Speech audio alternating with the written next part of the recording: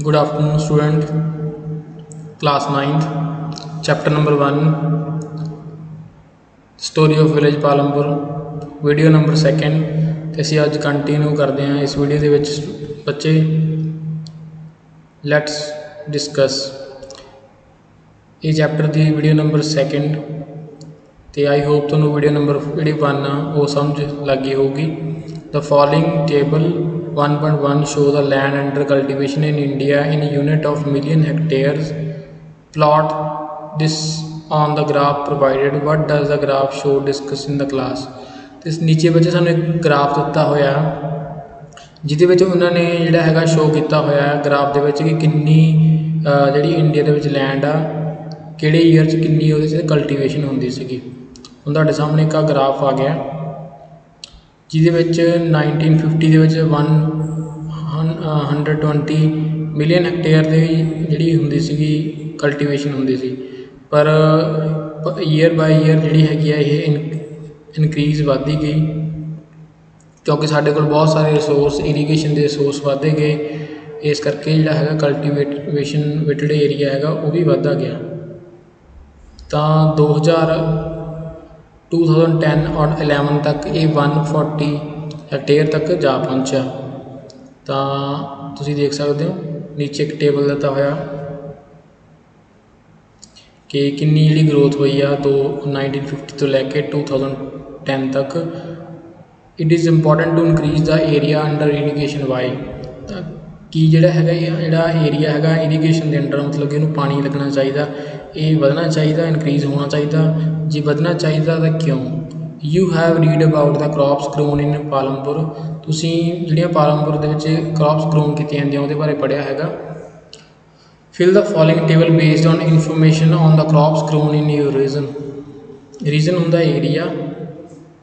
ਉਹ ਕਹਿੰਦੇ ਪਾਲਮਪੁਰ ਵਿੱਚ ਤੁਸੀਂ ਪੜ੍ਹਿਆ ਹੈਗਾ ਕਿ ਕਿਹੜੇ ਟਾਈਪ ਦੀ ਜਾਂ ਕਿਸ ਜਿਹੜੀ ਹੈਗੀ ਆ ਫਸਲ ਦੀ ਖੇਤੀ ਕੀਤੀ ਜਾਂਦੀ ਆ। ਆਪਣੇ ਏਰੀਆ ਦੇ ਵਿੱਚ ਤੁਸੀਂ ਇਹ ਦੇਖਣਾ, ਨੋਟ ਕਰਨਾ, ਨੀਚੇ ਟੇਬਲ ਦਿੱਤਾ ਆਪਣੇ ਆਪ ਫਿਲ ਕਰਨਾ ਸਟੂਡੈਂਟ ਨੇ ਕਿ ਆਪਣੇ ਸਟੇਟ ਦੇ ਵਿੱਚ ਕਿਸ ਟਾਈਪ ਦੀ ਖੇਤੀ ਹੁੰਦੀ ਆ ਉਹ ਤੁਸੀਂ ਇੱਥੇ ਫਿਲ ਕਰਨਾ। You have seen the one way of increasing production from the same land is by multiple cropping. The other way is to use modern farming method. ਸਾਡੇ ਕੋਲ ਅਸੀਂ ਇੱਕ ਤਰੀਕਾ ਪਹਿਲਾਂ ਪੜ੍ਹ ਕੇ ਆਏ ਹਾਂ ਬੱਚੇ ਕਿ ਅਸੀਂ ਜਿਹੜੀ ਹੈਗੀ ਆ ਮਲਟੀਪਲ ਕ੍ਰੋਪਿੰਗ ਕਰ ਸਕਦੇ ਹਾਂ ਜਿਹਦੇ ਕਰਕੇ ਸਾਡੀ ਜਿਹੜੀ ਹੈਗੀ ਪੈਦਾਵਾਰ ਉਹ 'ਚ ਵਾਧਾ ਹੋਊਗਾ। ਹੁਣ ਤੁਸੀਂ ਨੀਚੇ ਇੱਕ ਟੇਬਲ ਦੇਖ ਸਕਦੇ ਹੋ, ਇੱਥੇ ਤੁਸੀਂ ਨੇਮ ਆਫ ਕ੍ਰੋਪ ਲਿਖਣਾ, ਕਿਹੜੀ ਫਸਲ ਆ ਜਿਵੇਂ ਸਾਡੇ ਪੰਜਾਬ ਦੇ ਵਿੱਚ ਸਾਡੇ ਲੋਕਲ ਏਰੀਏ ਵਿੱਚ ਜਾਂਦੇ ਉਹਦਾ ਮੰਥ ਆਫ ਸੋਨ ਬੀਜਣ ਦਾ ਟਾਈਮ ਕੀ ਆ, ਉਹਨੂੰ ਵੱਢਣ ਦਾ ਟਾਈਮ ਕੀ ਆ, ਅਤੇ ਸੋਰਸ ਆਫ ਇਰੀਗੇਸ਼ਨ ਕੀ ਆ, ਰੇਨ ਟੈਂਕ ਟਿਊਬਵੈਲ ਉਹ ਮੈਨਸ਼ਨ ਕਰਨਾ। ਤਾਂ ਤੁਹਾਡੇ ਕੋਲ ਜਿਹੜੀ ਤੁਹਾਡੀ ਹੈਗੀ ਆ NCERT ਬੁੱਕ ਆ ਉਹਦੇ ਉੱਪਰ ਤੁਸੀਂ ਆਪਣਾ ਇਹ ਹੋਮਵਰਕ ਕਰਕੇ ਇਸ ਟੇਬਲ ਦੀ ਪਿਕਚਰ ਇਸ ਵੀਡੀਓ ਨੂੰ ਤੁਸੀਂ ਦੇਖਣ ਤੋਂ ਬਾਅਦ ਆਪਣੇ ਆਪ ਬਾਏ ਸੈਲਫ ਫਿਲ ਕਰਕੇ ਮੰਥ ਉਹਦਾ ਫਿਲ ਕਰਨਾ, ਕਿਹੜੇ ਮੰਥ 'ਚ ਬੀਜੀ ਜਾਂਦੀ ਆ, ਵੱਢੀ ਕਦੋਂ ਜਾਂਦੀ ਆ, ਉਹਦੀ ਵਾਢੀ ਕਦੋਂ ਕੀਤੀ ਜਾਂਦੀ ਆ, ਹਾਰਵੈਸਟਡ, ਅਤੇ ਪਾਣੀ ਕਿੰਨਾ ਜਿਹੜੇ ਸੋਰਸ ਆ ਪਾਣੀ ਦੇ ਕੀ ਆ ਉਹ ਲਿਖ ਕੇ ਤੁਸੀਂ ਭੇਜਣੇ ਆ। ਜਿਵੇਂ ਫਾਰ ਐਗਜ਼ਾਮਪਲ ਕੋਈ ਫਸਲ ਹੈਗੀ ABCD, ਉਹ ਮੰਥ ਕਿਸੇ 'ਚ ਵੀ ਬੀਜੀ ਜਾਂਦੀ ਆ, ਉਹ ਕਿਹੜੇ ਮੰਥ 'ਚ ਵੱਢੀ ਜਾਂਦੀ ਆ, ਪਾਣੀ ਦਾ ਜਿਹੜਾ ਹੈਗਾ ਸੋਰਸ ਹੈਗਾ ਉਹ XYZ ਕੋਈ ਵੀ ਹੋ ਸਕਦਾ, ਠੀਕ ਹੈ। ਅਤੇ ਸਾਡੇ ਕੋਲ ਨਵਾਂ ਤਰੀਕਾ ਹੈਗਾ the way of to use modern farming method. Modern farming method ਅਸੀਂ ਯੂਜ਼ ਕਰਕੇ ਜਿਹੜਾ ਹੈਗਾ ਖੇਤੀ ਦੀ ਉਪਜ ਨੂੰ ਵਧਾ ਸਕਦੇ ਹਾਂ। ਤੁਸੀਂ ਦੇਖ ਸਕਦੇ ਹੋ ਕਿ ਕਿੰਨੇ ਜਿਹੜੇ ਹੈਗੇ ਆ ਸਾਡੇ ਕੋਲ ਮੈਥਡ ਦਿੱਤੇ, ਇਰੀਗੇਸ਼ਨ ਦੇ ਕਨਾਲਸ ਆ, ਪੰਪ ਸੈਟਸ ਆ, ਇਲੈਕਟ੍ਰੀਸਿਟੀ ਆ, ਡੈਮਸ ਆ, ਇਰੀਗੇਸ਼ਨ ਆ, ਪੈਸਟੀਸਾਈਡਸ ਆ, ਡੀਜ਼ਲ ਦਾ ਯੂਜ਼ ਕੀਤਾ ਜਾਂਦਾ ਫਸਲ ਦੀ ਜਿਹੜੀ ਹੈਗੀ ਆ ਉਪਜ ਇਨਕਰੀਜ਼ ਕਰਨ ਵਾਸਤੇ। ਅਤੇ ਬਹੁਤ ਹੀ ਸੌਖਾ ਚੈਪਟਰ ਆ, ਸਾਡੇ ਆਮ ਸਥਾਈ ਰੀਜਨ ਸੈਕਟਰ ਨਾਲ ਜੁੜਿਆ ਹੋਇਆ, ਪੰਜਾਬ ਨਾਲ ਜੁੜਿਆ ਹੋਇਆ ਚੈਪਟਰ ਆ। Modern method we can use for higher yield ਹੁੰਦਾ। Yield word you will find in your dictionary. What is the meaning of yield, you will write in your notebook. Yield ਦਾ ਮਤਲਬ ਹੁੰਦਾ ਕਿ ਸਾਡੀ ਉਪਜ ਕਿੰਨੀ ਹੋਊਗੀ। Yield is measured as a crop produced on a given piece of land during a single season. Single season ਦੇ ਵਿੱਚ ਜਿਹੜਾ ਹੈਗਾ ਕਿੰਨੀ ਜਿਹੜੀ ਹੈਗੀ ਪੈਦਾਵਾਰ ਹੁੰਦੀ ਆ ਉਹਦੀ ਗੱਲ ਕਰਦੇ ਆ। ਟਿਲ ਦਾ ਮਿਡ 1960 ਦੇ ਮਿਡ ਤੱਕ the seeds used in cultivation were traditional one with relatively low yields. ਤਾਂ ਪਹਿਲਾਂ ਜਿਹੜੇ ਬੀਜ ਬੀਜੇ ਜਾਂਦੇ ਸੀ 1960 ਦੇ ਤੱਕ, ਉਹ ਜਿਹੜਾ ਪੁਰਾਣੇ ਬੀਜ ਸੀ ਅਸੀਂ ਸ਼ੁਰੂ ਤੋਂ ਯੂਜ਼ ਕਰਦੇ ਆ ਰਹੇ ਹਾਂ, ਉਹੀ ਬੀਜੇ ਜਾਂਦੇ ਸੀਗੇ। ਪਰ ਉਹਨਾਂ ਦੀ ਜਿਹੜੀ ਪੈਦਾਵਾਰ ਸੀ ਇੰਨੀ ਵਧੀਆ ਨਹੀਂ ਹੈਗੀ। ਟ੍ਰੈਡੀਸ਼ਨਲ ਸੀਡਸ ਨੀਡ ਲੈਸ ਇਰੀਗੇਸ਼ਨ। ਜਿਹੜੇ ਪੁਰਾਣੇ ਬੀਜ ਸੀ ਉਹਨਾਂ ਦੀ ਖਾਸੀਅਤ ਵੀ ਸੀਗੀ ਕਿ ਉਹਨਾਂ ਨੂੰ ਪਾਣੀ ਦੀ ਬਹੁਤ ਘੱਟ ਲੋੜ ਪੈਂਦੀ ਸੀ। Farmer used cow dung and other natural manure as a fertilizer. ਜਿਹੜੇ ਫਾਰਮਰ ਸੀ ਉਸ ਟਾਈਮ 'ਤੇ ਫਿਰ ਜਿਹੜੇ ਯੂਜ਼ ਕਰਦੇ ਸੀ ਨਾ ਕਾਊ ਡੰਗ, ਮਤਲਬ ਕਿ ਮੱਝਾਂ ਗਾਵਾਂ ਦਾ ਜਿਹੜਾ ਜਿਹਨੂੰ ਆਪਾਂ ਗੋਹਾ ਕਹਿੰਦੇ ਹਾਂ, ਉਹ ਯੂਜ਼ ਕਰਦੇ ਸੀਗੇ as a natural manure, as a fertilize ਕਰਨ ਲਈ ਐਜ਼ ਏ ਨੈਚੁਰਲ ਮੈਨਿਓਰ ਉਹਨੂੰ ਯੂਜ਼ ਕਰਦੇ ਸੀ। ਆਲ ਦੀਜ਼ ਵਰ ਰੇਡਲੀ available with the farmer.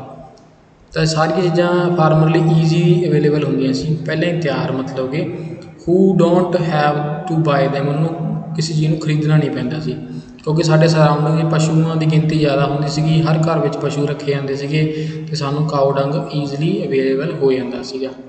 The Green Revolution in the late 1960 introduced the Indian farmer to cultivate of wheat and rice using yielding variety of HYV seeds of seeds।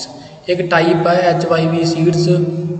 ਜਦੋਂ ਸਾਡਾ ਦੇਸ਼ ਆਜ਼ਾਦ ਹੋ ਗਿਆ, ਸਾਡੇ ਦੇਸ਼ ਵਿੱਚ ਕਈ ਜਿਹੜੀਆਂ ਹੈਗੀਆਂ ਕਿਸਾਨ ਯੂਨੀਵਰਸਿਟੀਆਂ ਬਣੀਆਂ, ਜਿਵੇਂ ਪੰਜਾਬ ਦੇ ਵਿੱਚ ਪੰਜਾਬ ਐਗਰੀਕਲਚਰ ਯੂਨੀਵਰਸਿਟੀ ਆ, ਜਿਨ੍ਹਾਂ ਦੇ ਖੋਜ ਸਦਕਾ ਕਈ ਨਵੇਂ ਤਰ੍ਹਾਂ ਦੇ ਬੀਜ ਖੋਜੇ ਗਏ ਕਲਟੀਵੇਟ ਕਰਨ ਲਈ।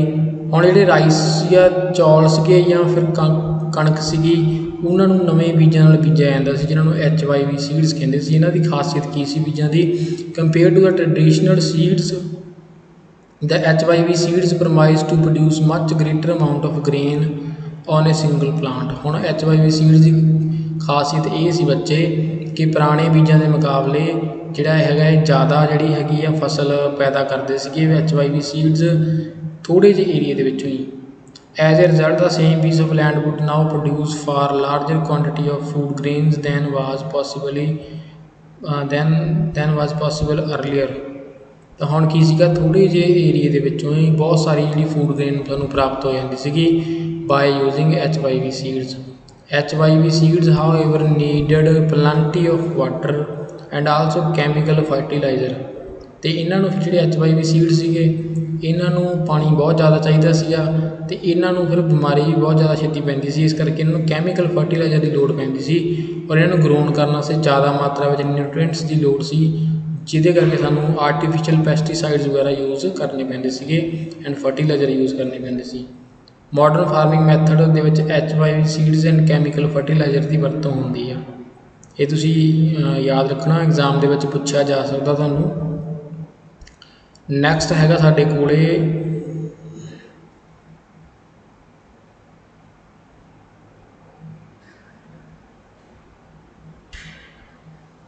ਅਸੀਂ ਕੰਟੀਨਿਊ ਕਰਦੇ ਹਾਂ। Also chemical fertiliser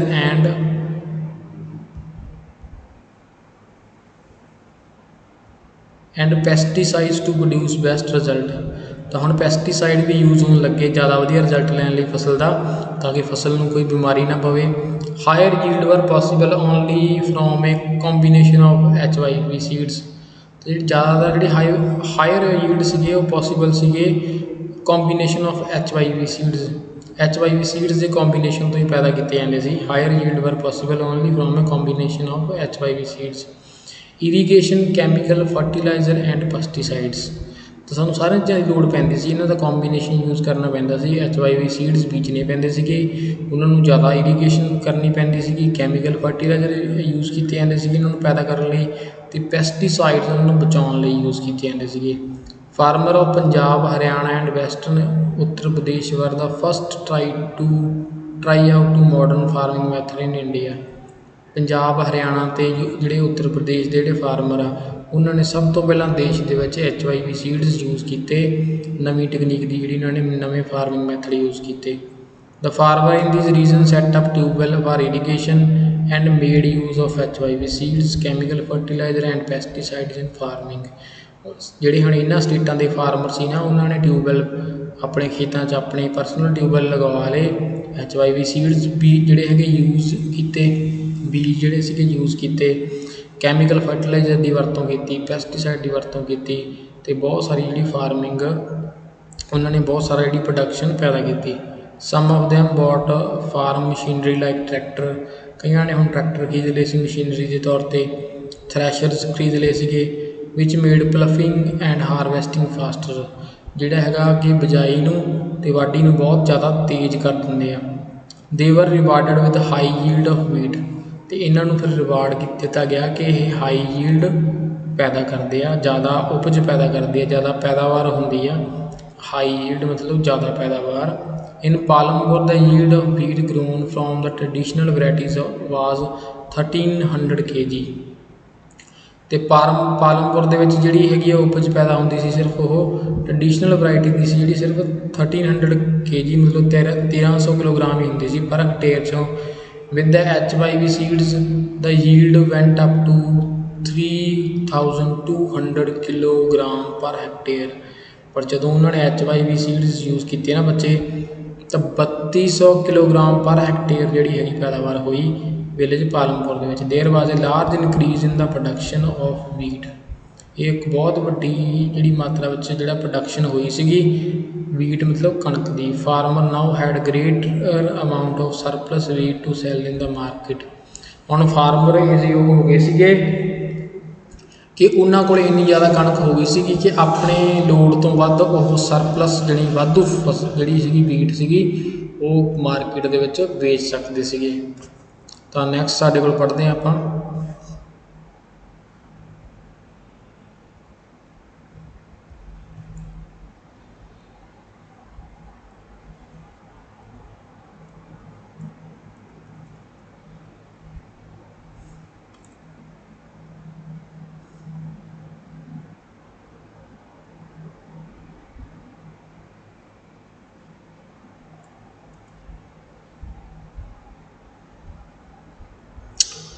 let's discuss. ਬੱਚੇ ਕੁਐਸਚਨ ਦਿੱਤੇ ਹੋਏ ਇਹਨਾਂ ਨੇ,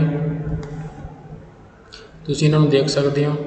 ਵਾਟ is the difference between multiple cropping and modern farming method.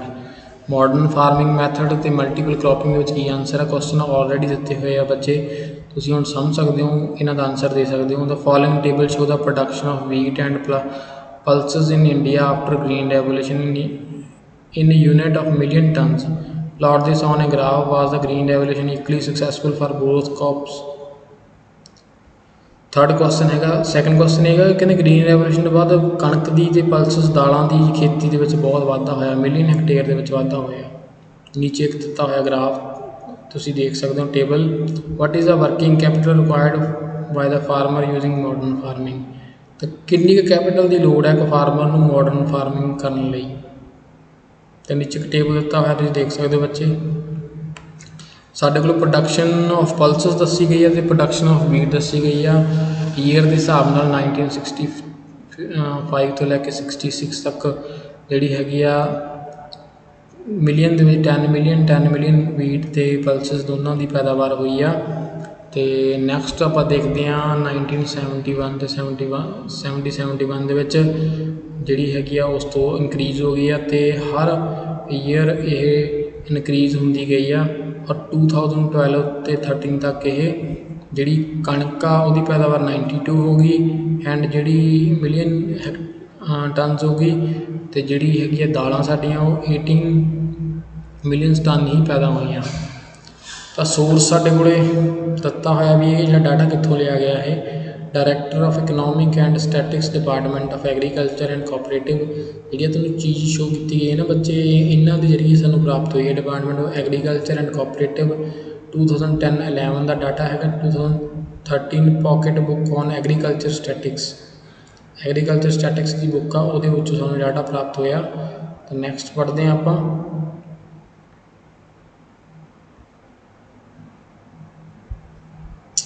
Modern farming method require farmer to start with more cash than before. Why? ਕਹਿੰਦੇ ਜੀ ਮਾਡਰਨ ਫਾਰਮਿੰਗ ਦੀ method use ਕਰਨੀ ਹੈ ਨਾ ਫਾਰਮਿੰਗ ਕਰਨ ਲਈ ਤਾਂ ਜਿਹੜੇ ਕਿਸਾਨ ਆ ਉਹਨਾਂ ਨੂੰ ਜ਼ਿਆਦਾ ਕੈਸ਼ ਦੀ ਲੋੜ ਆ ਪਹਿਲਾਂ ਨਾਲੋਂ। ਕੀ ਇਹ ਗੱਲ ਸਹੀ ਹੈ? ਤੁਸੀਂ ਇਹਦਾ ਆਨਸਰ ਦੇ ਸਕਦੇ ਹੋ।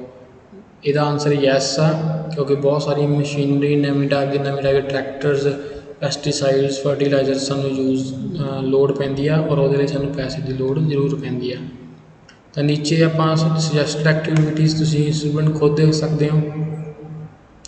अपने बिहाफ ते ਜਿਹੜੀਆਂ है एक्टिविटीज़ पढ़ सकते हैं इन्हों जिमें फस्ट हैगी during your field visit to talk some farmer to your region find out अपने एरिए के किसी जोड़े फार्म हाउस से तुम जा सकते हो और किसानों नाल मिल के गलबात कर सकते हो what kind of farming method modern और ट्रडिशनल और mixed do the farmer use right in note तुसी एक विजिट करके देख सकते हो कि साडे जिहड़ा एरिया हैगा उहदे विच किसान किदां दी खेती करदे आ ट्रडिशनल आ पुराना तरीका है मिक्स आ कि मॉडर्न तरीके नाल what are the source of irrigation ते पानी का सोर्स की है how much cultivate land is irrigated तो किन्नी लैंड नूं कल्टीवेट किया जाता very little nearly half majority या आल सारी लैंड नूं जिहड़ा हैगा वाही लई वरतिया जाता या फिर थोड़ी जी लैंड नूं या बहुत ज़्यादा from where do farmer obtain the inputs and that they require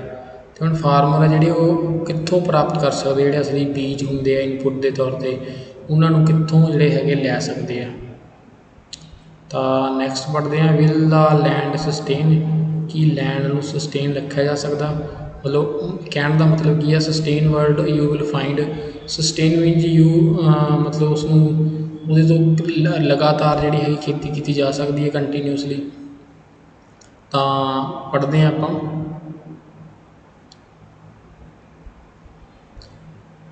will the land sustain land being a natural resource it is necessary to be very careful in its use तो land एक natural resource आ साढ़े लिए जिहदे च असीं जिहड़ा पैदावार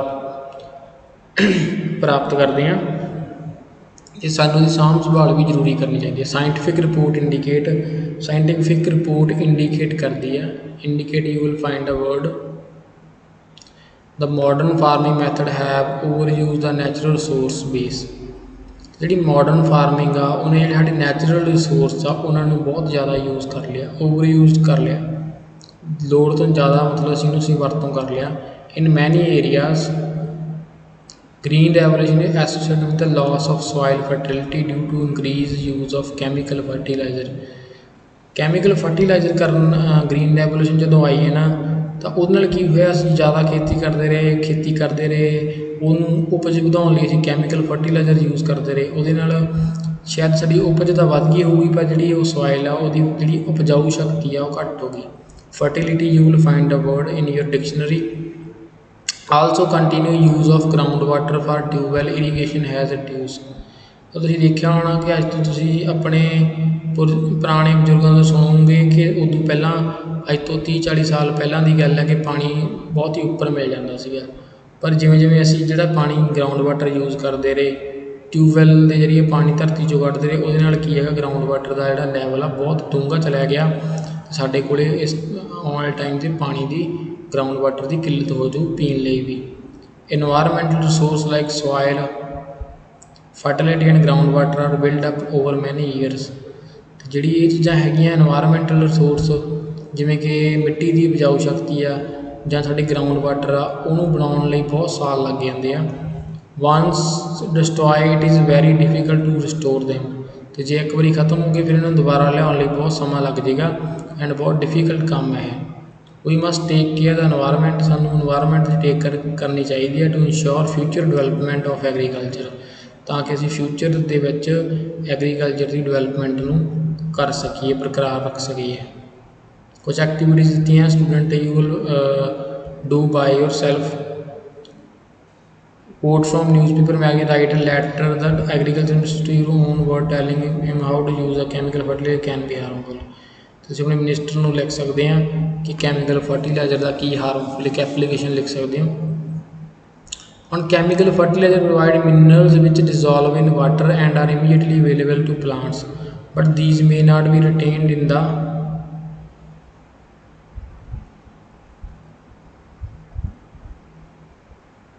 ਤੁਹਾਡੇ ਸਾਹਮਣੇ एक एरिया की पिक्चर दी हुई है कि अलग अलग ਜਿਹੜੇ ਹੈਗੇ प्लॉट्स ਜਿਹੜੇ ਹੈਗੇ ਉਹਨਾਂ ਦੇ ਵਿੱਚ अलग अलग तरह की फसल बीजी हुई है Palampur village distribution of cultivated land की डिस्ट्रीब्यूशन की हुई है जब आप इतने पढ़ रहे थे soil for long they may escape from the soil and pollute ground water ਜਿਹੜੇ ਅਸੀਂ ਫਰਟੀਲਾਈਜ਼ਰ ਯੂਜ਼ ਕਰਦੇ ਹਾਂ ਜਾਂ ਕੈਮੀਕਲ ਯੂਜ਼ ਕਰਦੇ ਹਾਂ ਉਹ ਬਹੁਤੀ ਦੇਰ ਤੱਕ ਜਿਹੜੇ ਹੈਗੇ ਆ ਪੌਦੇ ਦੇ ਵਿੱਚ ਨਹੀਂ ਰਹਿੰਦੇ ਗੇ, ਉਹ ਗਰਾਊਂਡ ਵਾਟਰ ਦੇ ਵਿੱਚ ਮਿਕਸ ਹੋ ਜਾਂਦੇ ਆ ਅਤੇ ਇਹਨਾਂ ਨੂੰ ਪੋਲਿਊਟ ਕਰ ਦਿੰਦੇ ਆ rivers and lakes.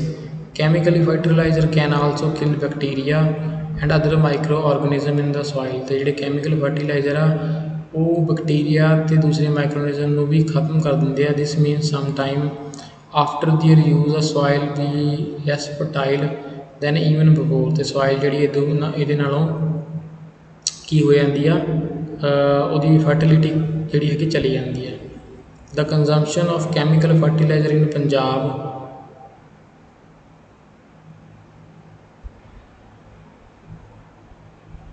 The consumption of chemical fertilizer in Punjab is highest in the country। ਸਾਡੀ ਕੰਟਰੀ ਦੇ ਵਿੱਚ ਪੰਜਾਬ ਦੇ ਵਿੱਚ ਸਭ ਤੋਂ ਜ਼ਿਆਦਾ ਜਿਹੜੇ ਕੈਮੀਕਲ ਫਰਟੀਲਾਈਜ਼ਰ ਯੂਜ਼ ਕੀਤੇ ਜਾਂਦੇ ਆ। The continuous use of chemical fertilizer has led to degradation of soil health।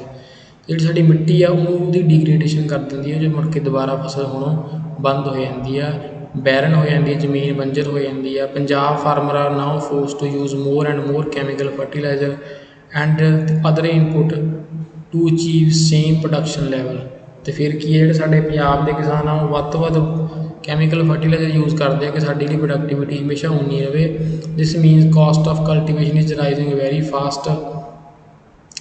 Caste ਦੀ ਕਲਟੀਵੇਸ਼ਨ ਰਾਈਜ਼ਿੰਗ ਬਹੁਤ ਤੇਜ਼ ਤਾਂ ਹੋ ਜਾਂਦੀ ਹੈ। ਇਹ ਜਿਹੜਾ ਸਾਰੀ ਡਿਟੇਲ ਹੈ ਟ੍ਰਿਬਿਊਨ ਪੇਪਰ ਜਿਹੜਾ ਚੰਡੀਗੜ੍ਹ ਤੋਂ ਸ਼ਬਦ ਆ ਉਹਦੇ ਦੁਆਰਾ ਪ੍ਰਾਪਤ ਹੋਈ ਆ ਆਪਾਂ ਨੂੰ। ਨੈਕਸਟ ਪੜ੍ਹਦੇ ਹਾਂ, how is land distributed between the farmers of Palampur. ਅਤੇ ਪਾਲਮਪੁਰ ਦੇ ਫਾਰਮ ਦੇ ਵਿਚਕਾਰ ਜਿਹੜੀ ਹੈਗੀ ਜ਼ਮੀਨ ਕਿਸ ਤਰ੍ਹਾਂ ਵੰਡੀ ਹੋਈ ਆ ਉਹ ਪੜ੍ਹਦੇ ਹਾਂ ਬੱਚੇ ਆਪਾਂ। You must have realise how important land is for farming. ਤੁਸੀਂ ਇਹ ਰਿਲਾਈਜ਼ ਕੀਤਾ ਹੋਊਗਾ ਕਿ ਕਿੰਨੀ ਇੰਪੋਰਟੈਂਸ ਆ ਇੱਕ ਜ਼ਮੀਨ ਦੀ ਇੱਕ ਫਾਰਮਰ ਲਈ। Unfortunately not all the people engaged in agriculture have sufficient land for cultivation. ਪਰ ਬਦਕਿਸਮਤੀ ਪਾਲਮਪੁਰ ਦੇ ਲੋਕਾਂ ਦੀ ਇਹ ਹੈ ਕਿ ਹਰੇਕ ਬੰਦੇ ਕੋਲ ਉਨੀ ਐਪਰੋਪ੍ਰੀਏਟ ਜ਼ਮੀਨ ਨਹੀਂ ਹੈਗੀ ਕਿ ਉਹ ਆਪਣੀ ਕਲਟੀਵੇਸ਼ਨ ਕੰਟੀਨਿਊ ਕਰ ਸਕੇ।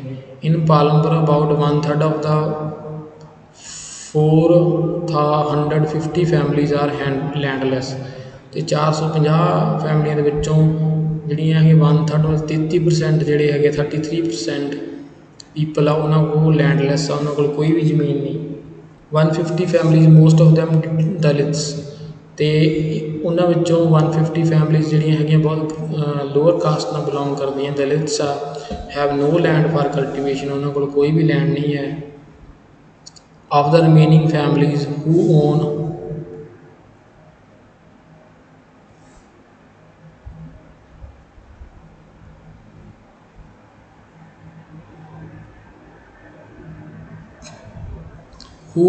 land 20-40 families cultivate a small plot of land less than 2 hectare in size। ਅਤੇ ਉਹਨਾਂ ਵਿੱਚੋਂ ਜਿਹੜੀਆਂ 240 ਫੈਮਲੀ ਆ ਉਹ ਉਹਨਾਂ ਕੋਲ ਸਿਰਫ ਛੋਟੇ ਛੋਟੇ ਸਮਾਲ ਪਲਾਟਸ ਆ, ਜਿਹੜੇ ਹੈਕਟੇਅਰ ਦੇ ਵਿੱਚ ਆ, ਸਿਰਫ 2 ਹੈਕਟੇਅਰ ਦਾ ਪਲਾਟ ਆ ਉਹਨਾਂ ਕੋਲ। ਅਤੇ cultivation of such plots does not bring adequate income to the farmer family. ਹੁਣ ਦੇਖੋ ਛੋਟੇ ਜਿਹੇ ਪਲਾਟ ਵਿੱਚੋਂ ਥੋੜ੍ਹੀ ਜਿਹੀ ਖੇਤੀ ਨਾਲ ਉਹ ਇੰਨੀ ਕੁ ਇਨਕਮ ਨਹੀਂ ਕਰ ਸਕਦੇ ਕਿ ਉਹ ਆਪਣੇ ਪਰਿਵਾਰ ਨੂੰ ਪਾਲ ਸਕਣ, ਇਸ ਕਰਕੇ ਬਹੁਤ ਲੈਸ ਏਰੀਆ। ਉਹਦੇ ਲਈ ਆਪਾਂ ਨੂੰ ਇੱਕ ਐਗਜ਼ਾਮਪਲ ਦਿੱਤੀ ਹੋਈ ਆਪਾਂ ਪੜ੍ਹਦੇ ਹਾਂ। 1960 ਦੇ ਵਿੱਚ ਕੀ ਹੁੰਦਾ, Gobind was a farmer with 2.5 hectare a largely unirrigated land. With the help of his 3 sons Gobind cultivated the land though they did not live very comfortably।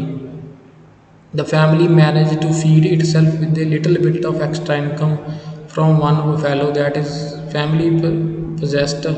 Some year after Govind's death, the land was divided among his 3 sons. Each one is now has a plot of land that is only 0.75 hectare in size. Even with improved irrigation and modern farming method, Govind's sons are not able to make a living from their land. They have took for additional work during part of the year।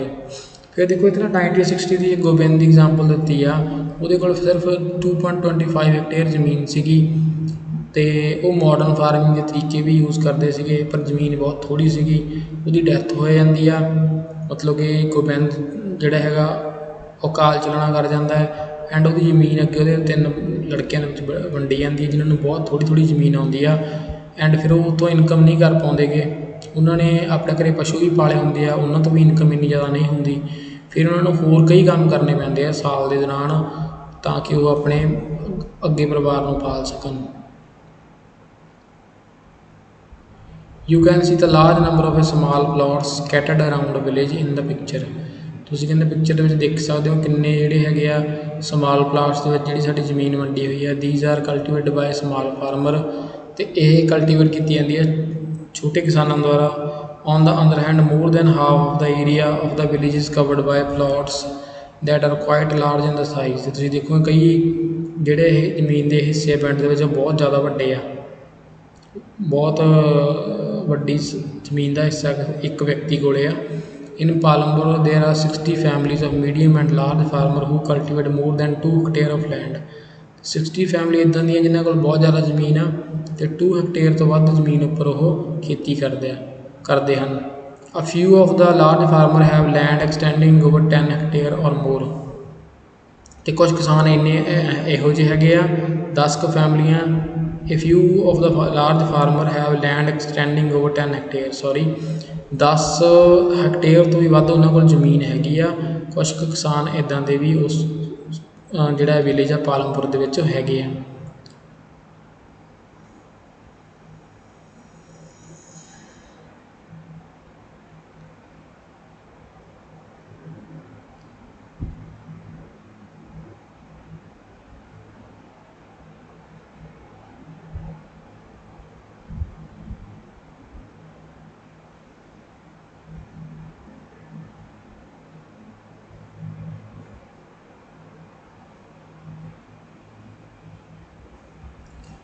ਪਿਆਰੇ ਵਿਦਿਆਰਥੀਓ, ਅੱਜ ਦੀ video ਦੇ ਵਿੱਚ ਇੰਨਾ ਹੀ।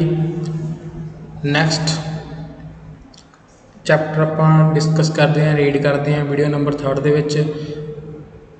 Thank you, keep watching EH Moga.